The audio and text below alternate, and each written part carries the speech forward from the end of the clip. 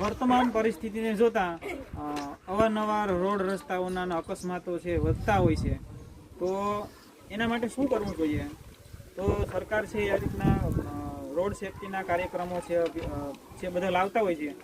અહીંયા ધોરણ 8ના બાળકો છે એના પણ અભ્યાસક્રમની અંદર રોડ સેફટીના રોડની જે સાઇન છે, ચિહ્ન છે, એના વિશે તમને માહિતી આપશે કે ક્યાં ક્યાં ચિહ્ન કઈ જગ્યાએ કામ આવે, બરાબર? તે આપણે ધ્યાનથી છે જોઈએ છે. તેથી અહીંયા યુટર્ન લેવાની મનાઈ છે. આ ચિત્ર ઓવરટેક કરવાની મનાઈ છે. અહીં ઓવરટેક કરવો નહીં. આગળ તમામ પ્રકારના વાહનોને જવાની મનાઈ છે. અહીં બંને બાજુ તમે તમારું વાહન પાર્ક કરી શકો છો. આગળ ફક્ત રિક્ષા માટે પાર્કિંગ છે.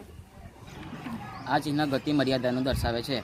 50ની સ્પીડથી વધુ ગાડી ચલાવી નહીં. આ ચિહ્ન દર્શાવે છે કે હોર્ન મારવું નહીં, જેમ કે સ્કૂલ, હોસ્પિટલ, લાઇબ્રેરી તેવી જગ્યાએ આવા ચિહ્ન દર્શાવેલા હોય છે. આ ચિહ્ન ઝેબ્રા ક્રોસિંગનું છે. અહીંથી રોડ ક્રોસ કરવો. આ ચિહ્ન પ્રવેશ નિષેધનું છે. અહીં આગળ જવાની મનાઈ છે. આ ચિહ્ન દર્શાવે છે કે અહીં વાહન પાર્ક કરવા નહીં. આ ચિત્ર દર્શાવે છે કે 1 કિલોમીટર પછી ટેલિફોનની સુવિધા છે. આ ચિહ્ન વન વે રોડનું છે, જેમાં દર્શાવવામાં આવે છે કે એક તરફ વાહન ચલાવવા જોઈએ. આ ચિહ્ન હોસ્પિટલનું છે, એમાં બતાવવામાં આવે છે કે આગળ હોસ્પિટલ છે. આ ચિત્ર દર્શાવે છે કે 500 મીટર આગળ ભોજનાલય આવેલું છે. આ ચિહ્ન એવું દર્શાવે છે કે ડાબી બાજુ વળવું નહીં. આ ચિહ્ન એવું દર્શાવે છે કે જમણી બાજુ વળવું નહીં. આગળ કામ ચાલુ છે, ગાડી ધીમેથી ચલાવો. આ ચિત્ર એવું દર્શાવે છે કે આગળ ક્રોસ રોડ છે. આગળ રેલવે ફાટક છે અને તે સુરક્ષિત છે.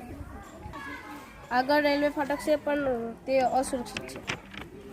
આ ચિહ્ન એવું દર્શાવે છે કે આગળથી 500 મીટરની દૂરીએ પેટ્રોલ પંપ છે. ચિહ્ન એ દર્શાવે છે કે અહીં વાહનને થોભવું અથવા રોકવું નહીં.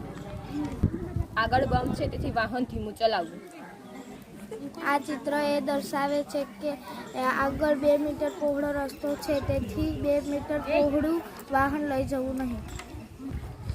આ ચિત્ર એવું દર્શાવે છે કે આગળથી 500 મીટરની દૂરીએ હોસ્પિટલ છે.